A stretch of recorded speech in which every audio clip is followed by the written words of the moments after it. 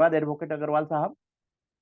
RJS PVH, RJS positive media के अमृतकाल का सकारात्मक भारत उदय श्रृंखलाबद्ध कार्यक्रम के 263वें संस्करण में हम शांति के लिए चिंता, तनाव और अवसाद मुक्त जीवन पर वाद संवाद करेंगे। लेकिन पहले आइए दिदेवार जीवन ज्योति के संस्थापक सुरजीत सिंह दिदेवार से सुनते हैं ये व्याख्यान।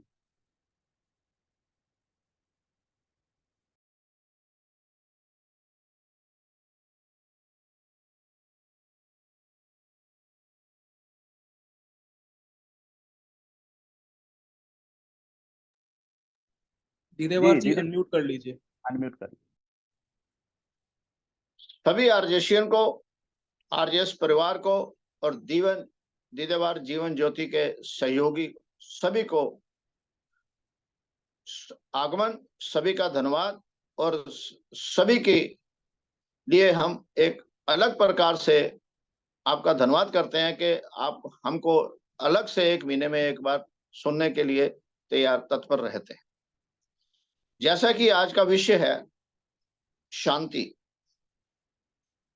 दिदेवार यह समझता है कि पूरा मानव जगत का जीवन जो है वो 3 नियम पर आधारित है। एक है प्राकृतिक का नियम, एक प्राकृतिक द्वारा बनाया हुआ मानव का व्यक्तिगत नियम है, और कुछ मानव के व्यक्तिगत नियम को अलग अलग समूह मानव ने उनकी विचारधारा से सहमत होकर एक मानव का एक अपना सामाजिक नियम। और प्राकृतिक के नियम के अनुसार अंधकार और प्रकाश, जहां अंधकार है वहां प्रकाश नहीं है, और जहां प्रकाश है वहां अंधकार हो नहीं सकता। अर्थात अंधकार को हटाने के लिए एक ही रास्ता है, प्रकाश। जब सूरज सुबह उदय होता है तो अंधकार अपने आप छट जाता है। अंधकार और प्रकाश का कभी मेल हो नहीं सकता है। प्रकाश की अनुपस्थिति ही अंधकार है।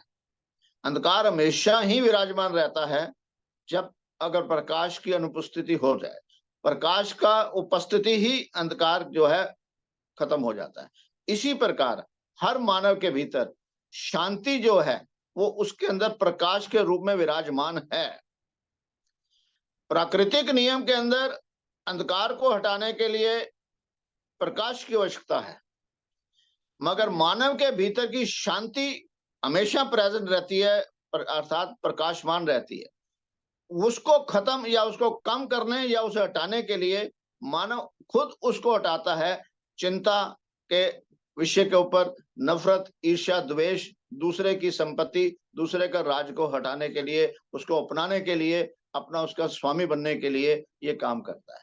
शांति प्रकृति ने हर मानव के भीतर या हर जीव के भीतर ये दे रखी है, मगर उस शांति को शांति बनाने के लिए मानव खुद उसको शांति करता है, क्योंकि बाहर से वो सब चीजें लेता है। हम अगर ध्यान से सुने तो हमारा जीवन जो है, जब हमारा मन के अंदर एक शांति विचारधारा रहती है तो विचारधारा अगर हमारे इधर उधर नहीं हो रही तो हम शांत है। अगर हम शांत है तो रात को नींद आ जाती है। हम भोजन कर रहे हैं, अगर शांत भाव से कर रहे हैं तो भोजन हमें हजम हो जाता है और हमें लिए वो सेहत के लिए, स्वास्थ्य के लिए वो कार्य करता है।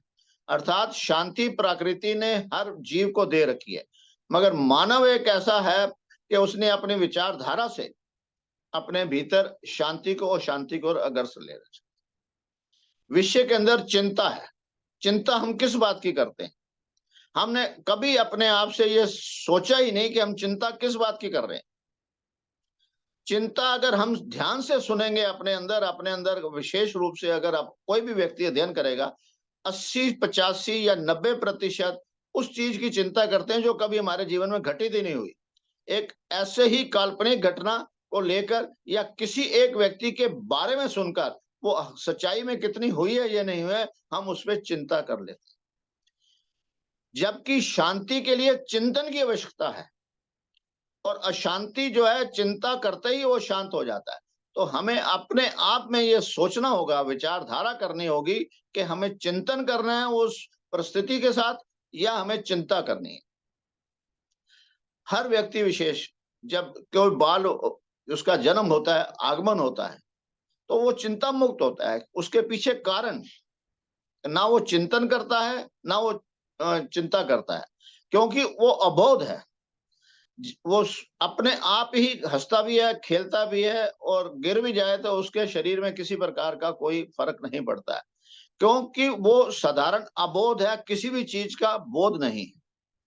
और जैसे जैसे श्वासों की कर से उसकी उम्र बढ़ती है तो उसे बोध होना शुरू हो जाता है, और ये बोध जो है उसे जो ज्ञान मिलता है उसके भीतर के शरीर के अंदर बदलाव से या उसके बाहर के वातावरण से, मानव समाज की तरफ से, वो उसमें चिंता आरंभ हो जाती है कि उसके अंदर एक बोध शुरू हो जाता है।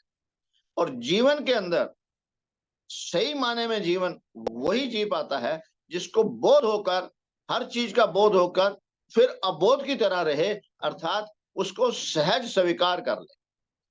हमारे श्वास चलते चलते हम कब शिशु से बालक बन जाते हैं, बालक से युवा हो जाते हैं, युवा से अधेड़ हो जाते हैं और वृद्ध हो जाते हैं, हमें नहीं पता लगता।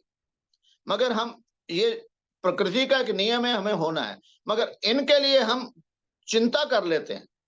जबकि हमें वर्तमान में चिंतन करेंगे, जिसने भी वर्तमान में चिंतन करा है उसका भविष्य में चिंता की आवश्यकता ही नहीं है, क्योंकि प्राकृतिक नियम के अंदर हमारे जीवन का जो उद्देश्य है वो एक पल एक श्वास के साथ है। मेरा जब श्वास पूरा हो जाता है, एक नाभिक से लेकर विचार द्वार से ऊपर से नीचे तक, तो ये एक श्वास पूरा होता है। इसकी अवधि और इसका जो शांतिपन और इसका संतुलन कितना है, उसी से अगला श्वास पैदा होता है, अर्थात मेरे भीतर की इंद्रियां उसे ग्रहण करती हैं। अगर वो शांत है और चिंतन के अंदर है, चिंतन का मतलब ही, चिंतन का भावार्थ भी है कि वो शांत है, और जैसे ही हम शांत होते हैं तो हमें चिंतन भी नहीं करना पड़ता। मगर जैसे ही हम चिंतन करते हैं किसी चीज में, तो उस चिंतन का भाव है कि सहज उस परिस्थिति को स्वीकार करते हैं। हमने अपने जीवन के अंदर जिस चीज को स्वीकार नहीं करा, उसी में ही हमें क्रोध आता है, उसी में ही ईर्ष्या आती है, और उसी के असर हम चिंता करते हैं। विश्व शांति का आज पर्व मनाया जा रहा है, मगर विश्व शांति किसके लिए है? विश्व शांति हमने किस पॉइंट पे लिया है? हमने मानव के साथ एक परस्पर सहयोग रहे, उसके साथ एक जुट होकर एक ही दिशा में चले, तो यह प्रगति है और यही शांति का है दूत। मगर हमने अनजाने के अंदर शांति के महत्व को या शांति की परिभाषा को बदल दिया है। हर व्यक्ति विशेष अपने आप को, अपनी विचारधारा को सही साबित करता है और दूसरे को गलत साबित करते हुए हम अशांति फैलाते हैं। कोई भी व्यक्ति, किसी ने भी दूसरे की परिभाषा को, उसी की विचारधारा को सहज स्वीकार करना नहीं लिया है, उसके ऊपर देखा नहीं है, इसी वजह से अशांति फैलती है। और अशांति का कारण किसका है? हमारे पास किसी और जीव के साथ कितनी अशांति होती है। कभी हमारे को किसी के साथ ईर्ष्या द्वेष हुआ है? किसी ऐसे जीव के साथ ईर्ष्या द्वेष हुआ है? कभी हमें हाथी कितना बलवान है, कितना ऊंचा है, कितनी शक्ति है, उससे हमें ईर्ष्या हुई है? कभी शेर कितना ऊंचा दहाड़ता है, कभी हमें उससे ईर्ष्या हुई है? चीता कितनी तेज भागता है, घोड़ा कितनी तेज दौड़ता है, हमने कभी उससे ईर्ष्या हुए? अर्थात मानव को किसी भी जीव प्राणी से कभी ईर्ष्या या प्रतिस्पर्धा नहीं करी है। मानव ने मानव के साथ ही प्रतिस्पर्धा कर दी। और दीदेवार ये कहता है प्रतिस्पर्धा करनी है तो स्वयं से करें कि मैं कल कितना सही था और मैं कितना आगे बढ़ा हूं। ये चिंतन से आगे बढ़ेगा तो मेरे भीतर शांति आएगी। जिसके पास जो है वो वही दे सकता है, जिसके पास जो नहीं है वो किसी को नहीं दे सकता है। उसकी इच्छा भी हो तो वो नहीं दे सकता है। देवता उसको कहा गया है, को देने वाले को देवता कहा गया है। और हमारे संस्कृति, भारतीय संस्कृति के अंदर 33 प्रकार के देवता को नाम दिया गया है। सूरज को देवता बनाया, हवा को, अग्नि को। अग्नि के पास अग्नि है, वो अग्नि देती है, वो जल नहीं दे सकती। जल को भी देवता माना है, जल के पास जल है, वो अग्नि नहीं दे सकता। वायु को भी देवता माना है, वायु के पास जो है वो वायु ही दे सकता है। अर्थात प्रकृति ने जितनी भी चीजें बनाई है जिनको हमने देव का होता है, वो उनके पास वही है, उनमें पूरी दूसरी चीज देने की क्षमता नहीं है, वो सीमित है। मगर वो देने के अंदर निष्पक्ष भाव है, हमने इसे देव का। मगर मानव एक ऐसा है प्राणी जो कुछ भी दे सकता है, मगर देने से पहले उसे वो ग्रहण करना पड़ेगा। अगर स्कूल के अंदर कोई टीचर है, वो दे सकता है पढ़ाई करने ऊपर, तो पहले उसके पास होती है। जो स्कूल में नहीं गया वो अध्यापक बन नहीं सकता, जो खेला नहीं वो स्पोर्ट्स के अंदर गाइडलाइंस नहीं दे सकता है। आज अगर हम आरजेशन मिले हैं तो हमारे पास जो है अपने विचारधारा जो है जिसके पास वही दे सकता है। अर्थात देने से पहले मेरे पास वो होना चाहिए। और मैं विश्व शांति की बात करूं और मेरे अपने पास शांति हो न, तो ये किसी प्रकार से उचित नहीं है। मैं इस पूरे जगत का, ब्रह्मांड का एक अंश हूं और मेरे अंश भी प्रभावित करता है। जब हम इस बात का ज्ञान ले लेंगे तो मैं अपना दायित्व निभाने में सक्षम हो जाऊंगा।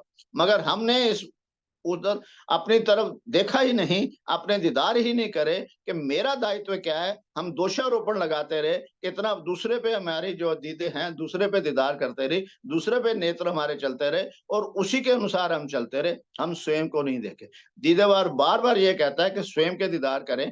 जो स्वयं के दीदार करेगा तो वो कभी भी मानव जगत के लिए अहित नहीं कर पाएगा, अहिंसा नहीं कर पाए, हिंसा हो ही नहीं सकती। वो जो स्वयं दीदार करता है, अर्थात किसी ने अपने आप को चुंडी मारी है, किसी ने आपको काटा है नहीं, क्योंकि उसे मालूम है ये हिंसा का दर्द है, वो अहिंसक है मानव।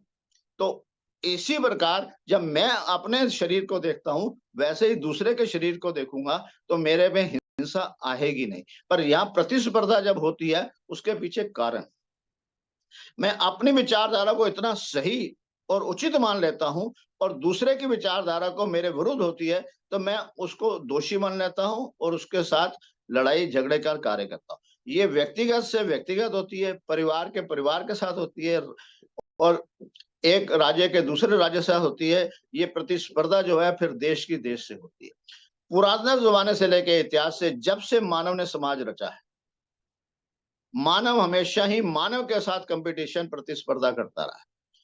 हमने एक शब्द बनाया, वो बहुत चक्रवर्ती राजा थे, वो बहुत कुछ ऐसे थे। राजा का अर्थ है जो रजा हुआ हो। हर व्यक्ति जिसके अंदर अपने अंदर सक्षम हो, शांति हो, वो राजा है। जिसमें भूख है, चाहे वो दूसरे की धरती को ग्रहण करने के लिए, दूसरे की किसी भी चीज को अपने तरफ बल से लेने के लिए है, वो राजा नहीं हो सकता, वो हिंसक है। मगर हमने जो जितना बलशाली था हमने उसे राजा कह दिया। ये मानव की भूल है और यही चीज चलते रहते। आज राजा महाराजाओं का समय खत्म हो गया तो आज राष्ट्र का राष्ट्र से, एक देश का दूसरे देश से प्रतिस्पर्धा और आए दिन चलता रहता है। और हर व्यक्ति, हर राष्ट्र अपने जो फौज का है उसे डिफेंस का नाम देता है। कभी किसी ने अपनी उस फौज के नाम को ऑफेंस नहीं करा, मगर कहीं तो ऑफेंस हुआ होगा। दोनों अपने आप को डिफेंस ही करते हैं और अपने डिफेंस के लिए लड़ते हैं और दोनों ही पक्ष अपने आप को धर्म के नाम से धार्मिक अपने उद्देश्य को उचित कहते हैं। उसने ये करा था तो उसने ये करा था, उसको दोषी कर अपने आप को निर्दोष साबित करने के अंदर हम शांति को भंग करते हैं। जैसे ही मेरे भीतर ये विचार आता है कि सामने वाला दोषी है तो मैं अशांत हो जाता हूं। और जैसे ही मेरे भीतर ये विचार आता है कि मैं सामने वाला अपने विचारधारा से कुछ कह रहा है, मैं उससे विचार विमर्श करूं, मैं उसकी पहले सुन लूं फिर अपनी बात कहूं, तो वो एक विचारधारा, विचार विमर्श बन जाती है और हम शांति प्रिय से बात कर पाते। ये शांति का महत्व है। मगर हमारे यहाँ पर कहते तो हैं कि सभी चीज का जो है शस्त्र जो है वो निर्णय नहीं करता है, शास्त्र ही निर्णय करता है। मगर शास्त्र को कहने और सुनने में अच्छा लगा है, प्रैक्टिकल के अंदर शास्त्र का कहीं पर भी मानव जगत के अंदर उसका कार्यरत नहीं हुआ है। सभी जगह शस्त्र को प्रधान बनाया गया। जहां जहां हमने शास्त्र को शस्त्र मान लिया वहीं पर निर्णय है शास्त्र ही शांति है। और शास्त्र जहां जहां शस्त्र बना है अर्थात विचारधारा दी है तो शांति निर्माण होती है। मगर हमने शस्त्र से शांति करना चाह रहा है, शस्त्र कभी शांति नहीं करती। कोई भी शस्त्र किसी को जीवित नहीं रख सकता, कोई भी शस्त्र किसी को नुकसान ही करेगा और शस्त्र कोई भी नई चीज नहीं उसारी कर सकता। शस्त्र जिसके पास है या तो उसका नुकसान करेगा शारीरिक रूप से और या जिस पे वो मारा जाएगा, लगाया जाएगा, वो उसका जो अर्थात मौत का कारण बनता है शस्त्र। और हमने शस्त्र को के साथ शांति चाहते हैं। ये मानव की पुरातन समय से भूला है, और अपने आप को जो जीत गया हमने उसे धार्मिक कह दिया, और जो हार गया उसे हमने अधार्मिक कह दिया। ये भी सदियों से हमें अपनी विचारधारा को बदलना होगा। जैसे ही हम अपनी विचारधारा को बदलते हैं, व्यक्तिगत से शुरू होगा। दीदेवार पिछले 15 साल से यही कार्य कर रहा है। कोई भी काम होता है, जब भी मुझे क्रोध आया तो क्रोध कितनी देर आया, उसके बाद मैंने उससे निर्णय लिया कि क्रोध से एक निर्णय लिया, पर क्रोध ना करते तो उसका कोई दूसरा पक्ष था, उस हिसाब से मैंने अपने जीवन को ऐसे चला रहा। और शांति काफी हद तक शांति भीतर रहती है, और जिसके पास शांति होगी वो देगा, मगर जिसके पास शांति नहीं है तो वो कैसे देगा। विश्व शांति की बात कर रहे हैं, और हम अपने आप भीतर देखेंगे तो कितने अशांत हैं। हम किस लिए अशांत हैं कि उसने ये करा, उसने करा। पुरातन जमाने में, आज से 30, 40, 50 साल पहले तक हमारे पास इतना मीडिया नहीं था, मानव ने इतनी इलेक्ट्रॉनिक्स प्रगति नहीं करी थी, तो हमारे पास इंफॉर्मेशन कम थी। इंफॉर्मेशन कम होने से हम अधिक शांत थे।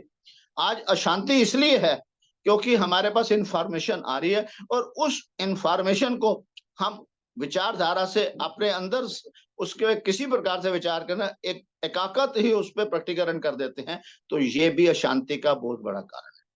और इसी के साथ जैसे ही मेरे में शांति खत्म होती है और शांति आती है, तो शांति किस लिए आ रही है?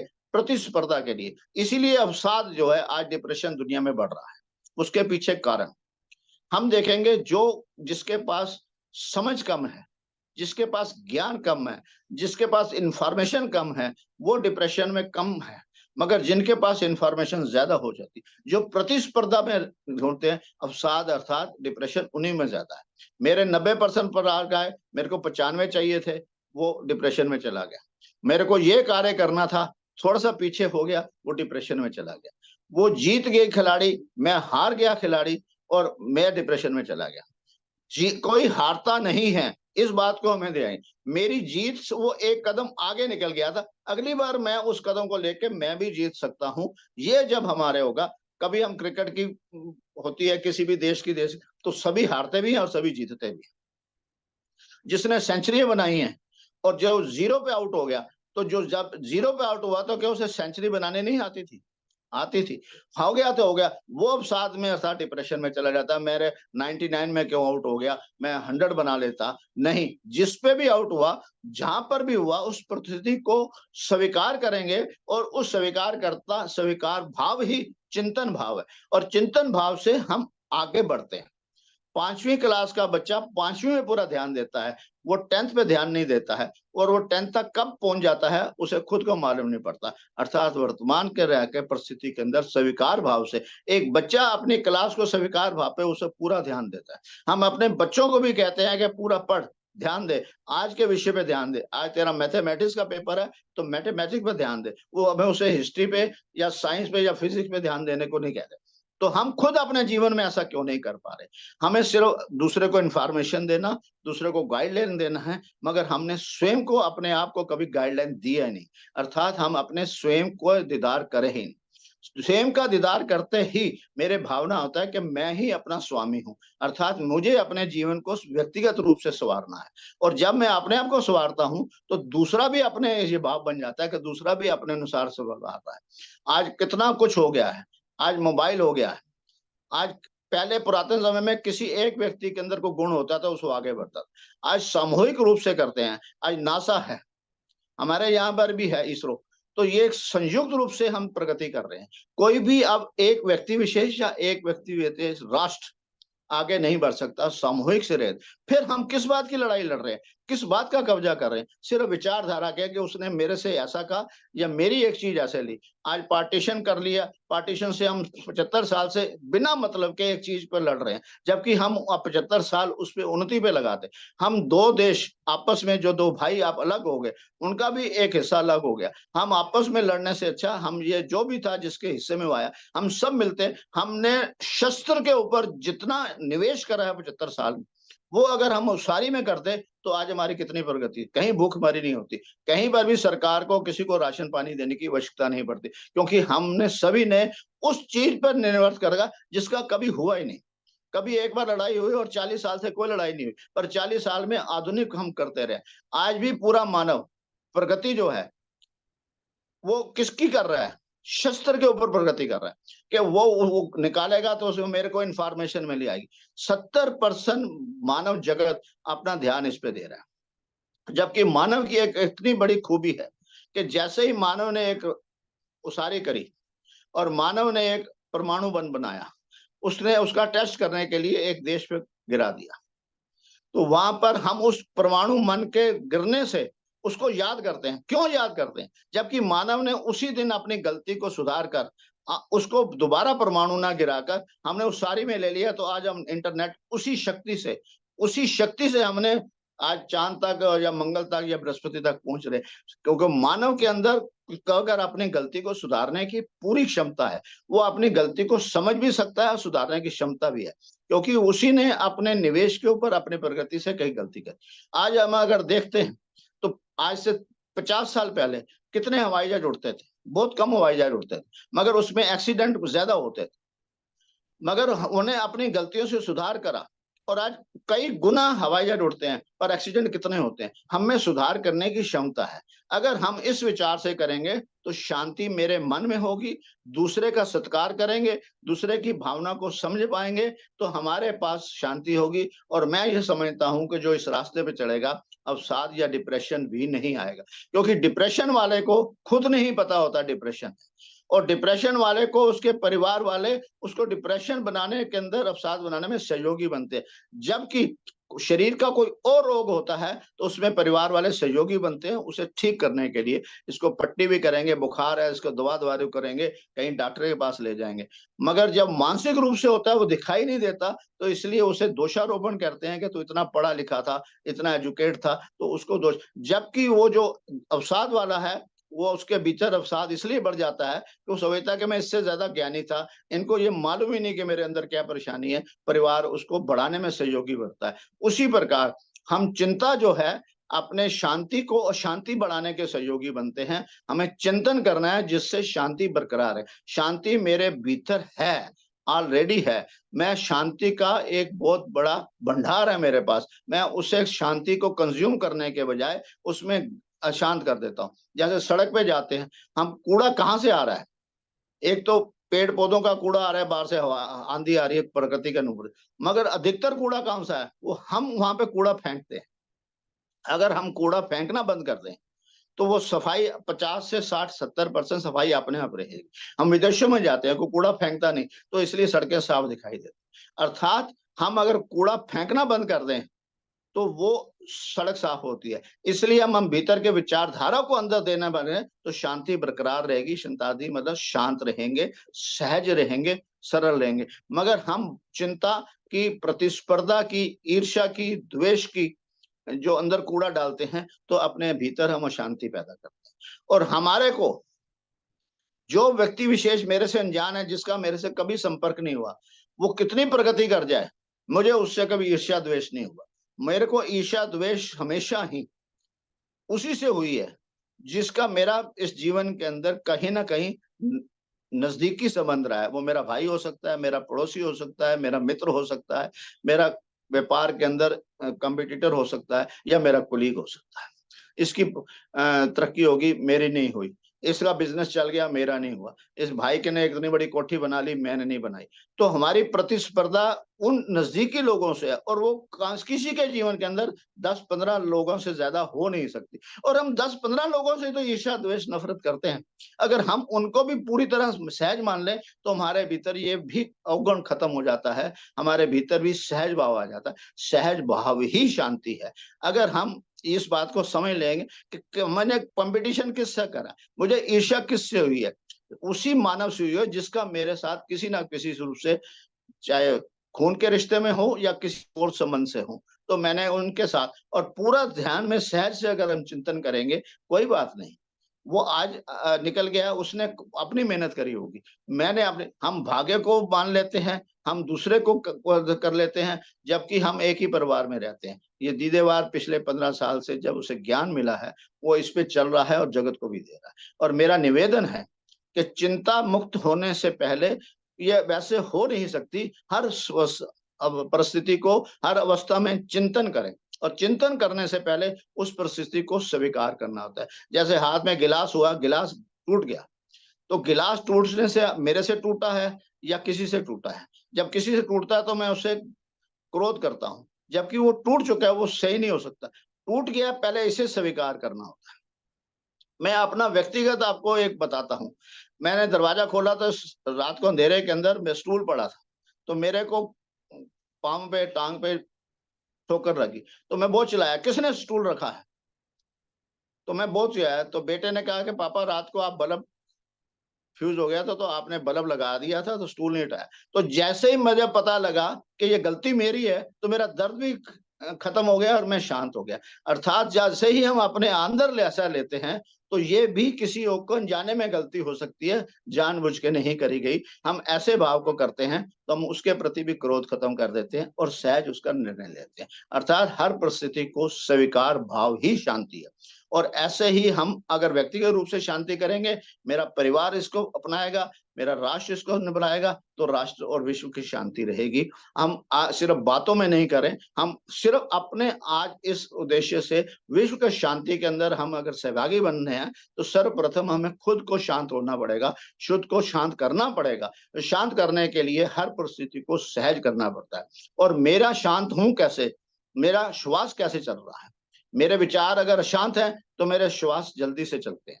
और मेरे भय लगा हो गया, कोई चिंता में हूं मैं, तो चिंता के अंदर मेरे श्वास बहुत स्लो हो जाते हैं, ऐसा लगता है कि मैं निर्जीव सा हो गया हूं। तो ये जो चीजें हैं, ये मुझे अपने भीतर ये लानी पड़ेंगी। तो जैसे ही मेरे श्वास पे मैं अपने ध्यान देता हूं और श्वास शांत और एक की दिशा में और संतुलित होते हैं, तो मैं शांत हूं, अदरवाइज शांत नहीं।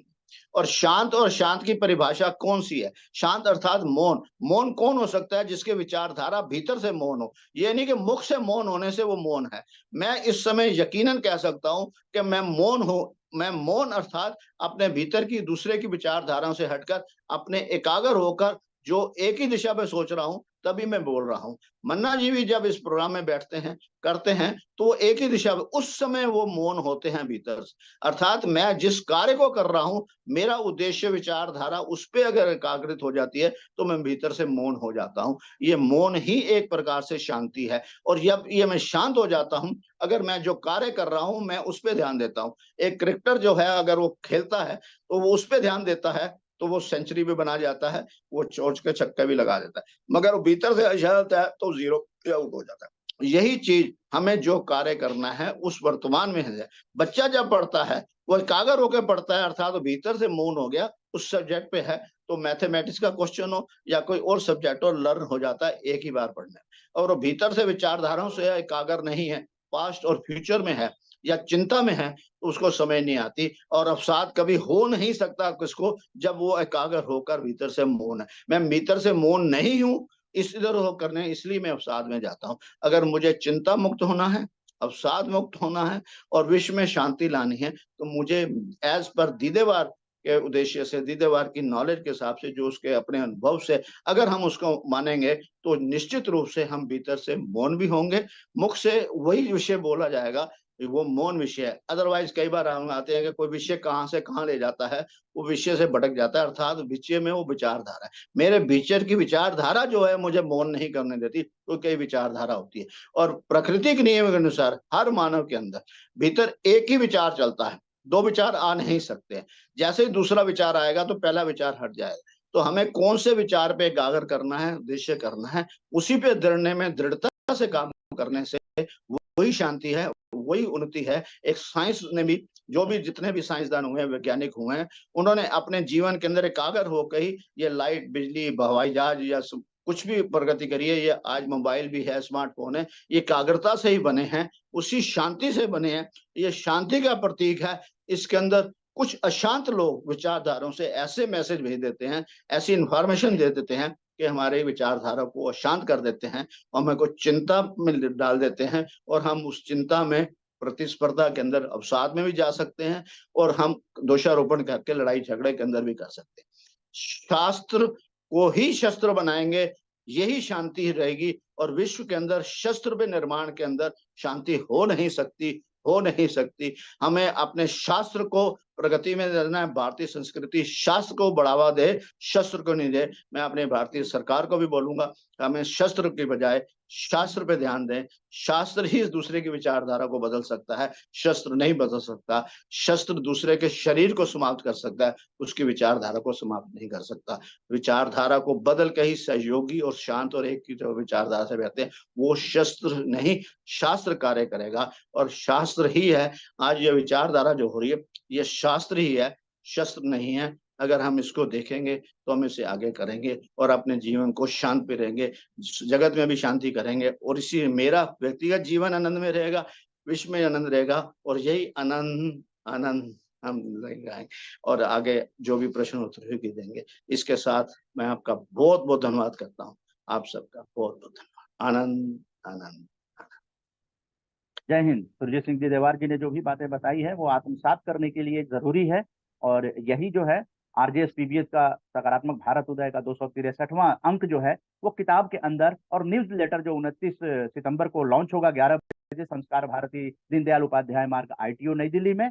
तो वहां पर आप लोग देखेंगे कि हम लोग किस तरह से इन बातों को आगे बढ़ा रहे हैं। ये एक विचार जो है, जो शास्त्र है, ये जिसका संज्ञा दी देवार जी ने शास्त्र है, और भारत सरकार से भी अपील की कि शास्त्र को बढ़ावा दिया जाए पूरे देश में और पूरी दुनिया में। सत्य और अहिंसा, शांति का, सद्भाव का जो भारत की संस्कृति रही है उसको हम लोग आगे लेकर चले। इसीलिए इस तरह के विषयों को जो संयुक्त राष्ट्र ने पूरी दुनिया के लिए एक संदेश दिया है कि विश्व शांति दिवस 21 सितंबर को मनाया जाए, और हम लोग आज 22 सितंबर रविवार का दिन है, और लगातार हर रविवार हम लोग आरजेएस का वेबिनार या फिजिकल बैठक कर रहे हैं। और कल भी नोएडा में जिस तरह से हम लोगों ने सक्सेस स्टोरी की है आरजेएस फैमिली के टॉर्च बियरर की, लक्ष्मण प्रसाद जी की, जो कि प्रभात नमकीन का टेस्ट हर आरजेएसियंस ने लिया है, और उस टेस्ट को हम लोगों ने स्वाद को बदल दिया है सक्सेस स्टोरी में। और उनकी कहानी जो है वो एक प्रेरक, युवाओं के लिए प्रेरणादायक है।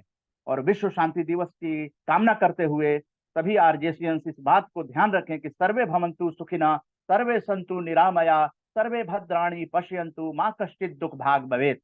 और परिवार में जिस तरह से लड़ाई झगड़े होते हैं, गांवों में, मोहल्ले में, यानी जो आपका परिचित है उसके साथ ही आपकी अनबन होती है, ये दीदेवार जी ने कहा। और आप हाथी से नहीं लड़ते हैं, हाथी तो आपसे बलशाली है, लेकिन जहां कोई दूसरा बलशाली होता है आप उससे प्रतिस्पर्धा करने लगते हैं। तो इसको दीदेवार जी ने कहा कि आप अपने लोगों पर थोड़ा सा रहम खाइए और अपने आप को अंदर से झांकिए कि आपके अंदर तो पूरा ब्रह्मांड है। आप क्यों इतना चिंता, तनाव और अवसाद में जाते हैं? अवसाद में नहीं जाने के लिए शांति की बहुत जरूरत है, और शांति आपके अंदर है, ये दीदेवार जी ने बताया। अब ये ओपन हाउस सेशन शुरू हो रहा है, इंटरेक्टिव सेशन।